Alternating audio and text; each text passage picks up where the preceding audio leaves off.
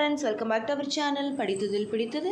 இன்றைக்கி நம்ம சேனலில் பார்க்க போகிற வீடியோ எதை பற்றி அப்படின்னு பார்த்தீங்க அப்படின்னா, இன்றைக்கி நம்ம பார்க்க போகிற வீடியோ ப்ரெக்னென்சி அதாவது கன்ஃபார்ம் ஆகாமல் அந்த கன்ஃபர்மேஷன் வந்து ஃபெயிலியர் ஆகிறதுக்கான மெயின் ரீசனாக இருக்கக்கூடிய ஒரு முக்கியமான விஷயத்தை பற்றி தான் இன்றைக்கி நான் உங்ககிட்ட ஒரு சூப்பரான டிப்ஸ் கொடுக்க போகிறேன்.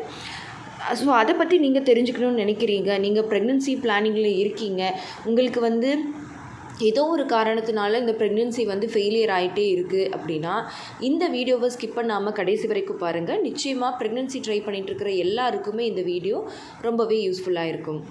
அண்ட் வீடியோக்குள்ளே போகிறதுக்கு முன்னாடி நம்ம ஆரோக்கிய உணவை பற்றின இன்ஃபர்மேஷனையும் கொஞ்சம் பார்த்துட்டு நம்ம போகலாம். நம்ம ஆரோக்கிய உணவு ஹெல்தி ஹோம்மேட் அண்ட் ஆர்கானிக் ப்ராடக்ட்ஸில் நிறைய ஹெல்தி ப்ராடக்ட்ஸ், ஆர்கானிக் ப்ராடக்ட்ஸ் அவைலபிளாக இருக்குது. நிறைய ட்ரெடிஷ்னல் ரைஸ் வெரைட்டிஸை யூஸ் பண்ணி, மில்லட்ஸை யூஸ் பண்ணி, ஸ்ப்ரவுட்டட் வகையில் நிறைய ஹெல்த் மிக்ஸ் வெரைட்டிஸ் எல்லாமே வந்து நம்ம கொடுத்துட்ருக்கோம். இதில் வந்து பார்த்திங்கன்னா வெந்தயக்களி மிக்ஸ், ஸ்ப்ரவுட்டட் உளுந்து களி மிக்ஸ், பூங்கார் ரைஸ் சேர்த்து செஞ்ச மிக்ஸ், அதுக்கப்புறமா வந்து பார்த்திங்க அப்படின்னா protein rich sprouted health mix, weight gain millet health mix, mothers lacto boost, இந்த மாதிரியான வெரைட்டிஸ் நிறைய வந்து நம்ம ஆர்கானிக்காக பண்ணி கொடுத்துட்ருக்கோம். ஸோ இது எல்லாமே வந்து நீங்களும் வந்து வாங்கி யூஸ் பண்ணி பார்க்கணுன்னு நினைக்கிறீங்க அப்படின்னா இந்த ஸ்க்ரீனில் தெரிகிற வாட்ஸ்அப் நம்பரை காண்டாக்ட் பண்ணி ஆர்டரை ப்ளேஸ் பண்ணிக்கோங்க. இப்போ வாங்க நம்ம வீடியோக்குள்ளே போயிடலாம். நான் ஃபஸ்ட்டே சொன்ன மாதிரி ப்ரெக்னென்சி வந்து கன்ஃபார்ம் ஆகாமல் அது வந்து மேக்ஸிமம் ஃபெயிலியர் ஆகிறதுக்கான ஒரு முக்கியமான ரீசன் என்ன அப்படின்னு பார்த்தீங்க அப்படின்னா அது வந்து எண்டோமெட்ரியம் லைனிங்.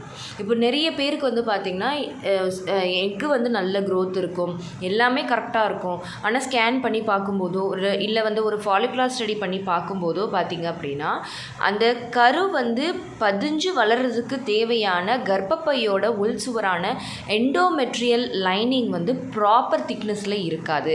அது ரொம்ப தின்னாக இருக்குது, அதாவது திக்னஸே இல்லாமல் ரொம்ப லேஸாக இருக்குது, அதனால் கரு பதிஞ்சு வளர முடியலை அப்படின்னு சொல்லுவாங்க.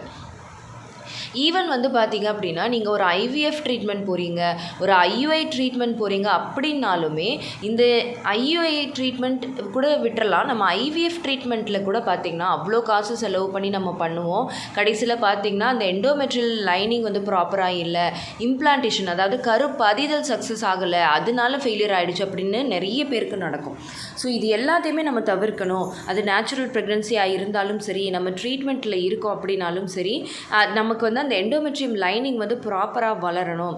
அதுக்கு வந்து நம்ம என்ன பண்ணணும் அப்படின்னு பார்த்தீங்க அப்படின்னா பீரியட்ஸ் ஆன ஃபஸ்ட் டேலேருந்து முக்கியமாக ஓவலேஷன் வரைக்கும். ஏன்னா நிறைய பேர் வந்து தப்பாக ஒரு கருத்து வந்து வச்சுருக்காங்க. என்னது அப்படின்னா இந்த இம்ப்ளான்டேஷன் சக்ஸஸ் ஆகணும், எண்டோமெட்ரியம் கரெக்டாக இருக்கணும் அப்படின்னா ஆஃப்டர் ஓவலேஷன் வந்து சில ஃபுட்டெல்லாம் எடுத்தால் போதும் அப்படின்னு. பட் உண்மையான விஷயம் என்ன அப்படின்னா அந்த பின்னாடி இம்ப்ளான்டேஷன் சக்ஸஸ் ஆகி நம்மளோட கர்ப்பப்பையோட உள்சுவர் வந்து ஒரு மெத்த மாதிரி கரெக்டான சைஸில் குழந்தை பதியறதுக்காக வெயிட் பண்ணிட்டு தான் இருக்கும். ஸோ அது வந்து நல்லா எப்போ வளர்ந்து ரெடியாக இருக்கும் அப்படின்னு பார்த்திங்கன்னா அந்த ஃபஸ்ட்டு 15 days தான், அதாவது ஃபாலிகுலர் ஃபேஸ் அப்படின்னு சொல்லக்கூடிய பீரியட்ஸான முதல் நாளில் இருந்து ஓவலேஷன் வரைக்கும் தான். அந்த டைமில் தான் அது வளர்ந்து கரெக்டான சைஸில் ரீச் ஆகி ரெடியாக இருக்கும். ஒருவேளை உங்களுக்கு ஓவலேஷனில் கருத்தரிச்சிருச்சு அப்படின்னா அது இம்ப்ளான்ட் ஆகிறதுக்கு ரெடியாக இருக்கும். அந்த இம்ப்ளான்டேஷன் ஆகணும் அப்படின்னா அந்த எண்டோமெட்ரியல் லைனிங் வந்து என்ன சைஸில் இருக்கணும்னு பார்த்திங்க அப்படின்னா maximum 7 to 8 centimetre 7 to 8 mm இருக்கணும் அப்படின்னு சொல்லுவாங்க. ஸோ அந்த சைஸை வந்து நீங்கள் ரீச் பண்ணணும் அப்படின்னா நான் சொன்ன மாதிரி பீரியட்ஸான ஃபஸ்ட் டேலேருந்து ஓவலேஷன் வரைக்கும் நான் சொல்ல போகிற இந்த ஃபுட்டை நீங்கள் ரெகுலராக டெய்லி உங்களோட டயட்டில் நீங்கள் எடுத்துக்கோங்க. அதுக்கு நீங்கள் பீரியட்ஸான ஃபஸ்ட் டேலேருந்து ரெகுலராக எடுத்துக்கிற டயட்டில் முதல்ல ஆட் பண்ண வேண்டியது என்ன அப்படின்னு பார்த்தீங்க அப்படின்னா கீ, அதாவது நெய். அதுவும் A2 கவ் கீ அப்படின்னு சொல்லுவாங்க. அதாவது நாட்டு மாட்டு பால், அதாவது பசுமாடு நாட்டு மாடு அப்படின்னு சொல்லுவாங்க இல்லையா, அந்த நாட்டு மாட்டு பால் பசுமாட்டு பாலில் எடுக்கக்கூடிய நெய்யை வந்து நீங்கள் டெய்லி ஒரு டீஸ்பூன்லேருந்து 2 டீஸ்பூன் வரைக்கும் நீங்கள் எடுத்துக்கணும். நீங்கள் வந்து பிரேக்ஃபாஸ்ட்டில் உணவில் அப்படி ஆட் பண்ணிக்கிட்டாலும் பரவாயில்ல, இல்லைனா மார்னிங் எம்டி ஸ்டொமக்கில் அதை உருக்கி அப்படியே அந்த 2 டீஸ்பூனோ இல்லை 1 டீஸ்பூனோ அப்படி குடிச்சிட்டு வார்ம் வாட்டர் எடுத்துக்கிறது ரொம்ப ரொம்ப பெனிஃபிட்டாக இருக்கும். அதுக்கப்புறமா நீங்கள் என்ன எடுத்துக்கணும்னு பார்த்தீங்கன்னா சிசமி சீட்ஸ். இந்த சிசமி சீட்ஸில் வந்துட்டு omega-3 ஃபேட்டி ஆசிட்ஸ் எல்லாமே இருக்கிறதுனால இது வந்து உங்களோட கர்ப்பப்பை உள்சுவர் வளர்கிறதுக்கு ரொம்ப ஹெல்ப்ஃபுல்லாக இருக்கும்.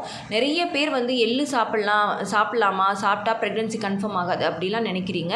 பட் நம்ம சேனல்லையே வந்து பார்த்திங்கன்னா இதுக்கு நிறைய வந்து ப்ரூஃப் இருக்குது. நிறைய சிஸ்டர்ஸ் நான் சொன்ன வீடியோவை பார்த்து கேட்டு டெய்லி ஒரு ஸ்பூன் எள்ளு மட்டுமே சாப்பிட்டு அவங்க வந்து கன்சீவ் ஆகியிருக்காங்க.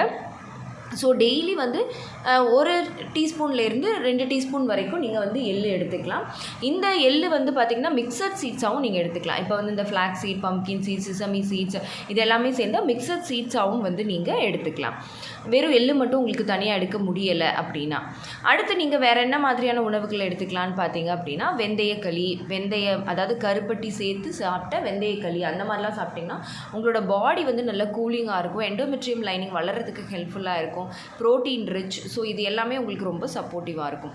இதில் கருப்பட்டி ஆட் பண்ணி சாப்பிடும்போது இன்னுமே உங்களோட பாடி வந்து நல்ல குளிர்ச்சியாகும். வெந்தயம் வந்து உங்களோட ஹார்மோன்ஸை வந்து பேலன்ஸ் பண்ணி கொடுக்கும். எண்டோமெட்ரியம் வளர்கிறதுக்கு ரொம்ப ஹெல்ப்ஃபுல்லாக இருக்கும். அதுக்கப்புறமா பார்த்தீங்க அப்படின்னா பீட்ரூட் ஜூஸ் இல்லைனா டெய்லி பீட்ரூட் பொரியல். எதுக்காகன்னு பார்த்தீங்கன்னா இது வந்து உங்களோட எண்டோமெட்ரியம் அதாவது கர்ப்பப்பையில் பிளட் சர்க்குலேஷனை இம்ப்ரூவ் பண்ணும். எண்டோமெட்ரியம் வந்து எப்போ நல்லா வளரும், எப்போ வந்து இம்ப்ளான்டேஷனுக்கு ஏற்ற மாதிரி அது வந்து சக்ஸஸ் ஆகும் அப்படின்னா அதுக்குள்ளே வந்து பிளட் சர்க்குலேஷன் ரத்த ஓட்டம் வந்து ப்ராப்பராக போயிட்டு வந்துட்டு இருக்கணும்.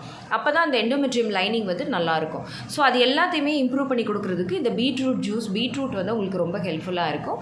ஸோ ரெகுலராக வந்து பீட்ரூட் எடுத்துக்கணும். இப்போ வந்து எனக்கு எண்டோமெட்ரியம் லைனிங்கே வளரல, எண்டோமெட்ரியல் வந்து க்ரோத் இல்லை, தின்னாக இருக்குதுன்னு ஃபீல் பண்ணுறவங்க நான் சொல்கிற இந்த டிப்ஸை கண்டிப்பாக ட்ரை பண்ணி பாருங்கள்.